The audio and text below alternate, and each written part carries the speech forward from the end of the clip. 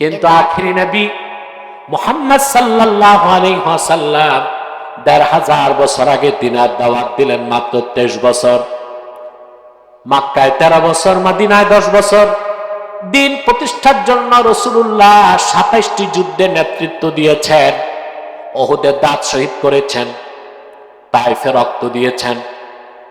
রাসূলুল্লাহ ২৩ বছরের মেহনতের কারণে হাজার হাজার বছরে লাখের উপর নবীর দাওয়াতে যে দিন পরিপূর্ণ হয় নাই, আল্লাহর হাবিবের ২৩ বছরের মেহনতে সেই দিনকে আল্লাহ পরিপূর্ণ করে দিলেন। সুবহানাল্লাহ। এটা সহজ কথা না, অনেক বড় বিষয়। লাখের উপর নবী হাজার হাজার বছর দিনের দাওয়াত দিয়েছেন, দিন পরিপূর্ণ হয় নাই। কিন্তু মুহাম্মদ সাল্লাল্লাহু আলাইহি সাল্লাম মাত্র ২৩ বছর দিনের দাওয়াত দিয়েছেন, দিনকে আল্লাহ পরিপূর্ণ করে দিয়েছেন। কথা বুঝতেছেন? এখন দিন অর্থ কি? আমার দেশের শতকরা ৮৮ জন মুসলমান জানে দিন অর্থ ধর্ম। দিন অর্থ, এই জন্য আমাদের দেশে ইসলামিয়াত বইয়ের নাম ইসলাম ধর্ম। কথা বলেন, আরে কথা বলবেন, বলেন একটু। মাইকের অবস্থাও ঠিক না, আপনাদের অবস্থাও ঠিক না, আমার শরীরের অবস্থা ঠিক না, একটা বেকআপ তো লাগবে। জবাব দিবেন একটু, বাস ওই যে ১ ঘন্টাতেই মোনাজাত করে দেবেন ইনশাআল্লাহ। সম্মানিত সুধী,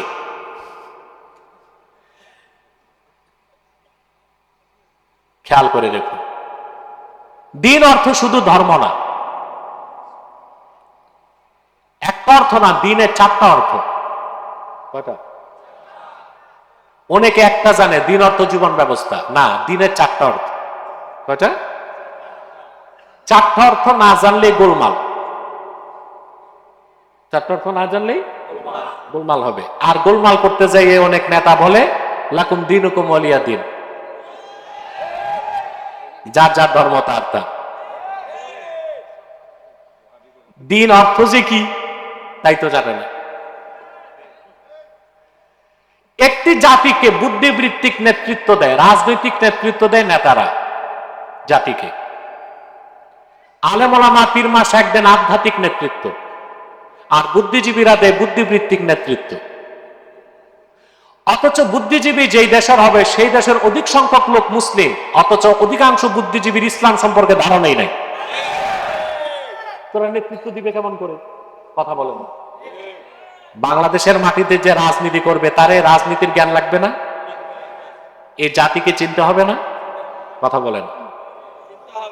আমার দেশে যারা বুদ্ধিবৃত্তিক নেতৃত্ব দিবে জাতিকে, ওই বুদ্ধিজীবীদের মধ্যে 15.5 আনা নাই, দিন সম্পর্কে কোনো জ্ঞান নাই, কোরআন হাদিসের কোনো অক্ষর তাদের জানা নাই।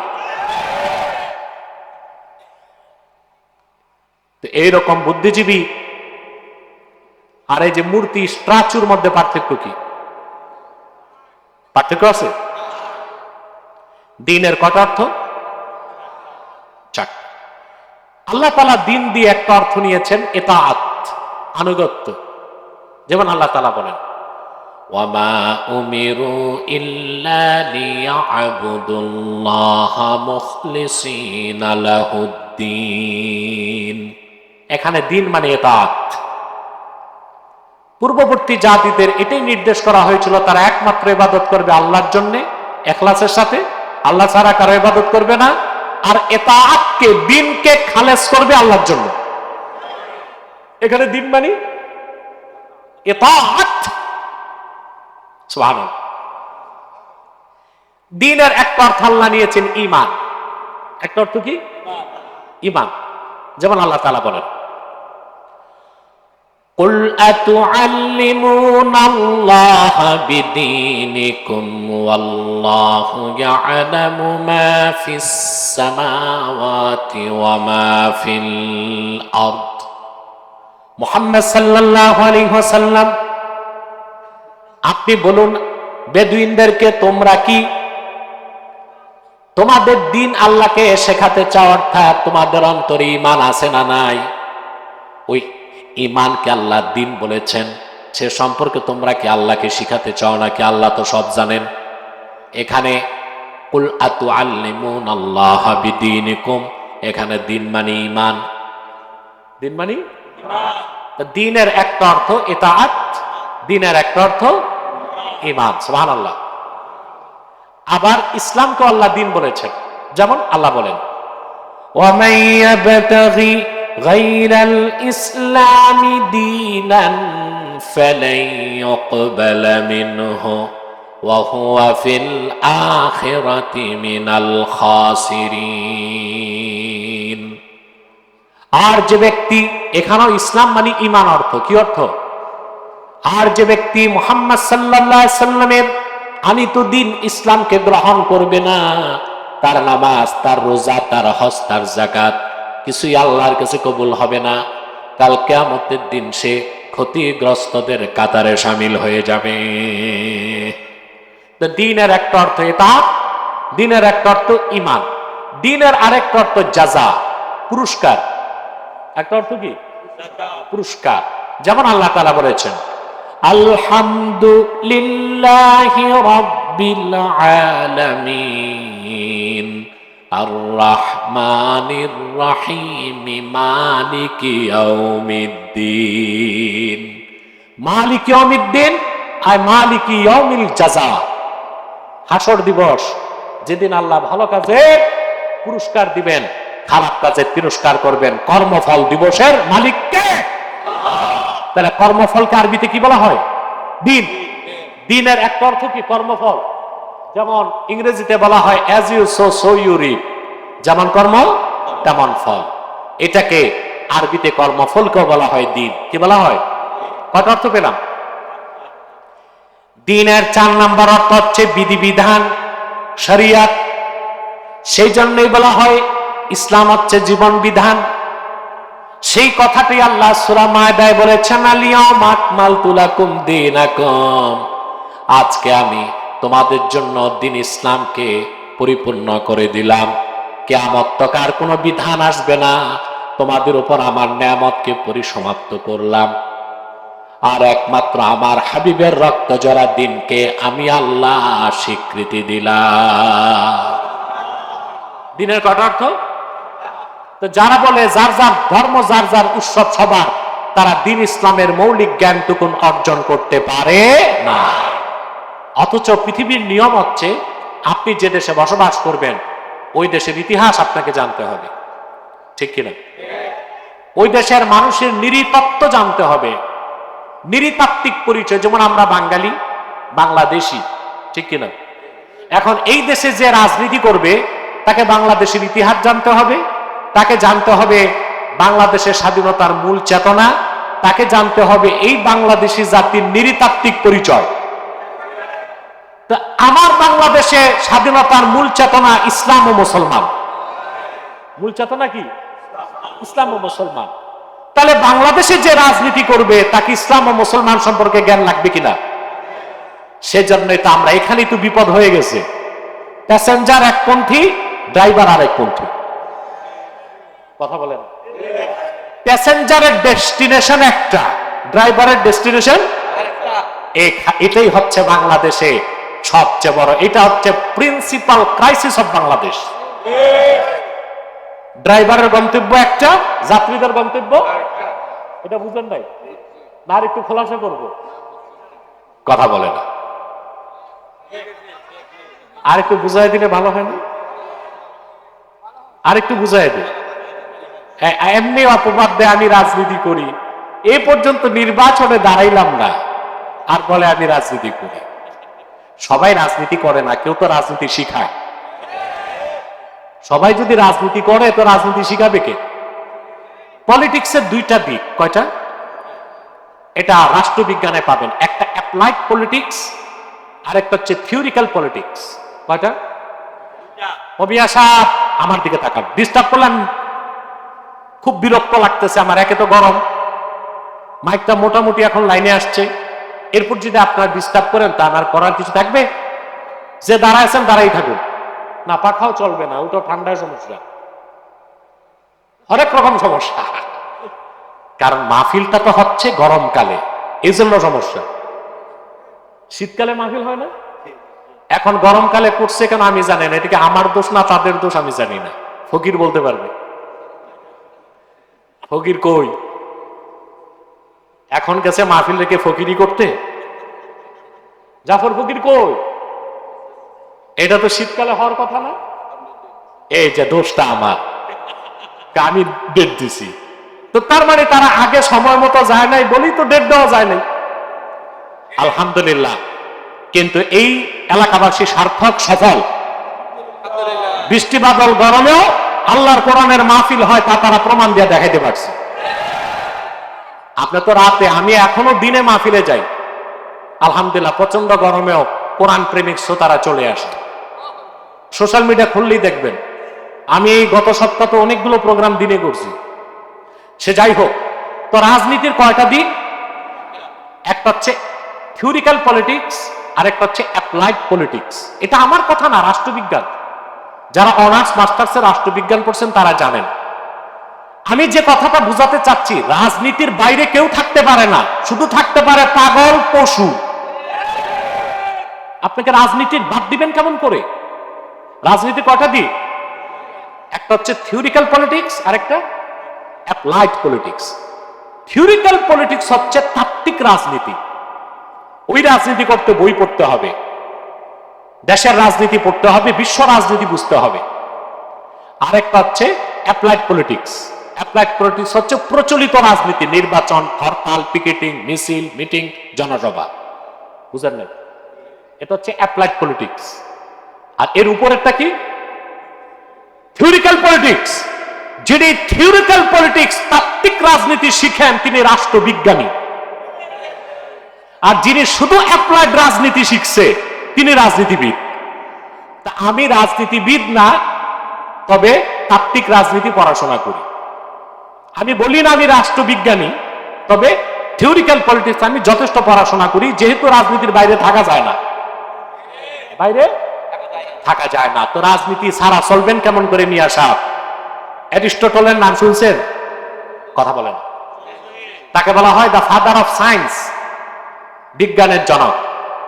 রাজনীতির উপর লেখা তার একটা বই আছে, বইটা লেখছে 2200 বছর আগে। কত? ওই বইয়ের নামই দ্য পলিটিক্স। ওইটারই ইংরেজি হচ্ছে রাজনীতি। ওইটারই ইংরেজি ভাষায় নেওয়া হয়েছে পলিটিক্সের বাংলা কি? রাজনীতি। এই দ্য পলিটিক্স বইতে অ্যারিস্টটল লিখেছে, দুইটা জাতি রাজনীতি করতে পারবে না, রাজনীতির বাইরে থাকতে পারে। কয়টা? এক দেবদেবী আর দুই পশু পাখি। এখন অ্যারিস্টটল তো ছিল পৌত্তলিক। কি ছিল? সে দেবদেবী বিশ্বাস করতে, এই জন্য সে শেরকি কথা বলছে। আমি তার কথাটাকে সংস্কার করছি, বলবো। আমি বলি দুইটা জাতি রাজনীতি করবে না, করতে পারে না, এক ফেরেশতা আর এক পশু পাখি। এখন আলেম ওলামা পীর মাশায়েখ আলেম যারা বাংলাদেশে, তারা কি ফেরেশতা না পশু পাখি? মানুষ। তা রাজনীতির বাইরে যাবে কেমন করে? সুযোগ আছে? কেউ থিওরিক্যাল পলিটিক্স করবে, কেউ অ্যাপ্লাইড পলিটিক্স করবে। আব্বাসি অ্যাপ্লাইড পলিটিক্স করে না, বা থিওরিক্যাল পলিটিক্স পড়ে, পড়ায়, শিখায়। কারণ ইসলাম পূর্ণাঙ্গ জীবন বিধান, সেখানে অর্থনীতি আছে, সমাজনীতি আছে, রাজনীতি আছে। আমি যদি কোরআন হাদিসের রাজনীতিও বাদ দেই, তো জাতির কাছে আমি হিসাব দিতে পারলো, কাল কিয়ামতে গাদ্দারের কাতারে আমার জায়গা হবে। কথা বুঝতেছেন? দিনের কটা অর্থ শিখছেন? চারটা। দিনের একটা অর্থ ইতাআত, দিনের একটা অর্থ ঈমান, দিনের একটা অর্থ শরীয়ত, দিনের একটা অর্থ কর্মফল। সুবহানাল্লাহ বলেন। আল-ইয়াওমা আকমালতু লাকুম দীনাকুম, এখানে দিন অর্থ জীবন বিধান, শরীয়ত। সুবহানাল্লাহ বলেন। আল্লাহ রাব্বুল আলামিন ১৫০০ বছর আগে জীবন বিধান হিসেবে মুহাম্মদ সাল্লাল্লাহু আলাইহি ওয়াসাল্লামের শরীয়তকে পরিপূর্ণ করে দিয়েছেন। সুবহানাল্লাহ বলবেন না? মুহাম্মদ সাল্লাল্লাহু আলাইহি সাল্লামের কাছে কোরআন নাজিল করে নিয়ামতকে পরিসমাপ্ত করে দিয়েছেন। ওয়া রাদিতু লাকুমুল ইসলাম দীনা, একমাত্র আমি আল্লাহ দিন ইসলামকে স্বীকৃতি দিলাম। এবার আসেন একটু ব্যাখ্যা নেই। দিনের মৌলিক ব্যাখ্যা সংজ্ঞা দিয়েছি, একটু ব্যাখ্যা করে দিচ্ছি। তিনটি জিনিসের সমষ্টির নাম দিন ইসলাম। কয়টা জিনিস? জোরে বলতে হবে।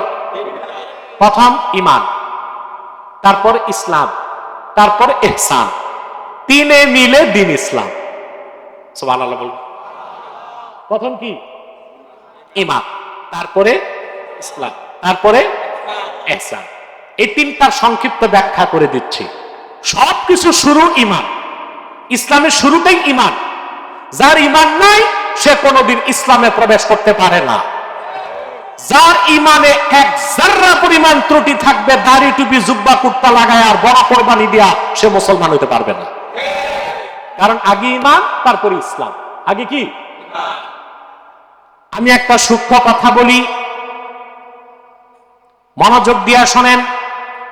এই কোরআন কারীমের কোথাও আল্লাহ রাব্বুল আলামিন কাফের মুশরিককে মুসলিম হতে বলেন নাই। কাফের মুশরিককে বলেছেন মুমিন হও, মুমিনদেরকে বলেছেন মুসলিম হও। সুবহানাল্লাহ। এটা বুঝেন নাই? আল্লাহ কাফের মুশরিককে কি বলছেন? ঈমান আনো। আর ঈমানদারকে বলছেন মুসলিম হও। তাহলে বোঝা যায় ঈমান না এনে মুসলমান হওয়ার কোনো সুযোগ। আমরা যখন কাফেরদেরকে কাফের বলি, তো কেউ কেউ আমাদেরকে নসিহত খয়রাত করে, কে মুসলিম কে অমুসলিম আপনি বলার কে? আরে কে মুসলিম কে অমুসলিম সংজ্ঞা তো কোরআনে আছে, সেই সংজ্ঞায় আমি বলতে পারি কে মুসলিম কে অমুসলিম। ঠিক কিনা? কথা বলেন। আচ্ছা, একটা সহজ উদাহরণ দিই। আপনারা কি মুসলমান? আর আপনারা যে মুসলমান, আপনাদের নাম লেখা আছে কোরআন শরীফে? কথা বলেন, লেখা আছে? কিয়ামত তক যত কাফের আসবে তাদের নাম লেখা থাকার দরকার ছিল? কথা বলেন। ঈমানের সংজ্ঞায় আপনি মুসলিম, আর কুফুরির সংজ্ঞায় অমুসলিমরা অমুসলিম। কথা বলেন। এখন যদি আমাদেরকে শিশু বাচ্চা মনে করা হয় আর বলা হয় যে কিয়ামতই তো বিচার হবে, কে মুসলিম কে অমুসলিম, আপনারা এত হইচই করেন কেন? তা আমরা তো বলবো আদালতগুলো বন্ধ করে দেন, চোর কে ডাকাত কে হাসরই তো হিসাব হবে। আদালতের দরকার কি? চোর ধরতে পুলিশের দরকার কি? দুর্নীতি ধরতে দুদকের দরকার কি? হাসরিতে বিচার হবে। সব কিছুর বিচার যদি দুনিয়াতেও হতে পারে, অন্তত কারা কাফের, কারা মুমিন, কারা মুসলিম, কারা মুসলিম তাই স্পষ্ট করে দেওয়া ওলামায়ে কেরামের উপর ফরজ আইন।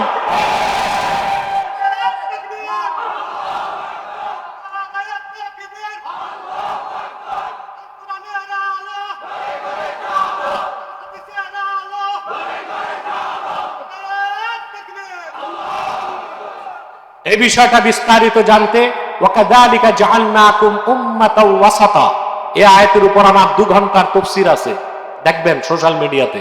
পারবেন না ইনশাআল্লাহ? আজকে সেই বিষয়টা আর বললে এই বিষয়টা ভুলে যাবেন। তাহলে ভাইরা, শুরু কি? প্রথম কি? ঈমান, তারপরে ইসলাম, তারপরে ইহসান। তিনে মিলে দ্বীন ইসলাম। সুবহানাল্লাহ। কাফের মুশরিক আল্লাহ রাব্বুল আলামিন মুসলিম হতে বলেন নাই, বলেছেন মুমিন হও। মুমিনদেরকে বলেছেন মুসলিম হও। যেমন আল্লাহ পাক বলেছেন, ইয়া আইয়ুহাল্লাযীনা আমানু দুখুলু ফিস সিলমি কাফা ওয়া লা তাত্তাবিউ খুতুওয়াতিশ শাইতান। ঈমানদারগণ, তোমরা পরিপূর্ণভাবে ইসলামে প্রবেশ করো। কাফের মুশরিককে বলছেন না মুমিনদেরকে? তাহলে আগে ঈমান, তারপরে ইসলাম। এখন কারো ঈমান নাই, কিন্তু দাড়ি টুপি জুব্বা কুর্তা জিকির ফিকির হাল ফাল আছে, ঈমান নাই, ওরে মুসলমান বলা যাবে? কারণ আগে কি, তারপরে কি?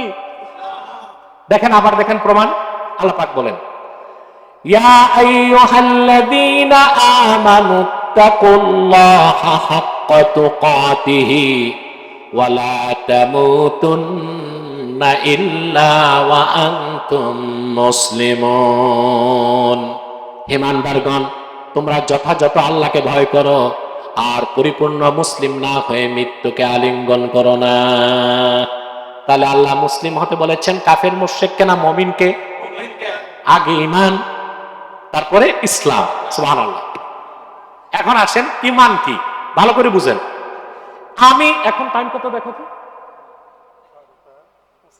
12:25, মানে 1 ঘন্টা হয়ে গেছে। আমি 11:30টায় শুরু করছি।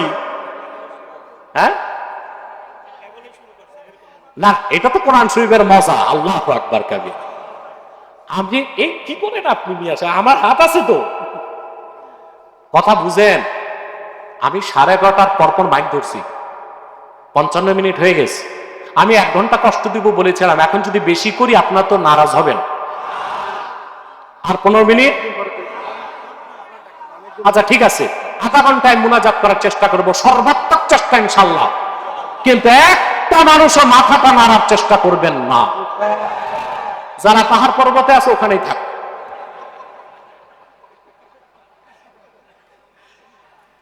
আরে ভাই, সমস্যা তো বহুত রকম। ওখানে এমনও কিছু লোক আছে জিন্সের প্যান্ট লাগাইস, এটা সুপারি গাছের মতো চিকন। আমার বুঝে আসে না, এটা কি সেলাই করে পা দেয় না পা দিয়ে সেলাই করে। এখন আমি বলবো বসো, বসলেই তো বিপদ, চিচেন ফাঁক, তো দাঁড়াই। কি বলেন আপনার? সম্মানিত সুধী, খুব ভালো করে মনোযোগ দেন। মুমিনকে আল্লাহ বলেছেন মুসলিম হও। প্রায় 1 ঘন্টা হয়ে গেল মাত্র। আমি যদি ইমানের সংজ্ঞা দিতে যাই, ফজর হবে, সংজ্ঞা শেষ করা যাবে না। কিন্তু একজন মহান ব্যক্তির সংজ্ঞা আমার কাছে আছে, ওই সংজ্ঞার পর আর সংজ্ঞাও লাগবে না। তিনি ইমাম আজম আবু হানিফা রহমতুল্লাহ। আমার দেশের কিছু ভাই আছে, ওনারা খুব বেশি জ্ঞানী, মাযহাব মানা লাগে না ওনাদের, মাযহাব লাগে না, বলে আহলে হাদিস, আসলে তো আহলে হাদিস না, লা মাযহাবী। এরা প্রায় প্রায় আবু হানিফার ভুল ধরে। বেটা, কে আবু হানিফা জানো? 80 হিজরিতে তার জন্ম। 4 জন সাহাবী সাক্ষাৎ লাভ করছেন।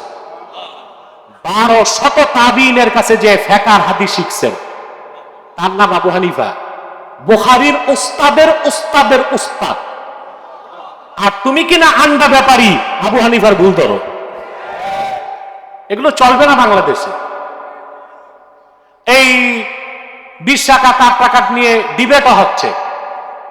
এমন মানুষের সাথে ডিবেটে গেছে, এমন মানুষ দুটোকেই পাগল বলতে হয়। ডিবেট তো যে সেই লোক করবে না। এখানে তুমি কার সাথে ডিবেটে যাচ্ছ, সে আলেম কিনা এটা তো দেখতে হবে। যে আলেম না, জালেম, ওর সাথে বসবে আরেক জালেম, আর আলেমের সাথে বসবে আলেম। এগুলোর মাধ্যমে বরং হানাফি মাযহাবকে আরো প্রশ্নবিদ্ধ করা হয়। আর ওই দূরের কোন জাহেল মানুষ, তার সাথে অনলাইন ডিবেটের প্রয়োজন আমি অনুভব করি না, কারণ তাদের ঠাকুরগুলো তো সব বাংলাদেশে। এগুলোকেই তো অফলাইন ডিবেটে বসানো যায়, ঠিক কিনা? অফলাইন ডিবেটে বসাইলে ঠাকুরগুলো হারলে, গাছের গোড়া কেটে দিলে ঠালপালার তার অস্তিত্বই থাকে না। আজ তক আলহামদুলিল্লাহ আমার কাছে বুদ্ধিজীবীদের দাদারা হারছে, প্রায় খোঁচাখুচি করে, আমি বসবো। আমি বলছি ওরে কেউ চিনে না, আমি বসলেই তো ওরে চিনবে, ওই তো এটাই চায়, ঠিক কিনা? আমি যার তার সাথে ডিবেটে যাই না। যখন দেখি কাফের মোশেক বেঈমান নাস্তিকদের ঠাকুর, ওইটারে ধরি আমি, কারণ ধরতে তো আবার ছাই দিয়া ধরি, যেন না পিছলা যায়, বুঝলেন? এগুলো আমাদের আলেমদেরও খেয়াল রাখতে হবে, বা কম বয়সের যারা ওয়াইজ বক্তা তাদেরও খেয়াল রাখতে হবে। যার তার সাথে ডিবেটে যাওয়ার কোনো প্রয়োজন, এতে তারা সুযোগ পায়। কি পায়? সুযোগ পায়। লামাযহাবীদের এমন একটা প্রশ্ন নাই যার জবাব হানাফি মাযহাবে নাই, সব আছে।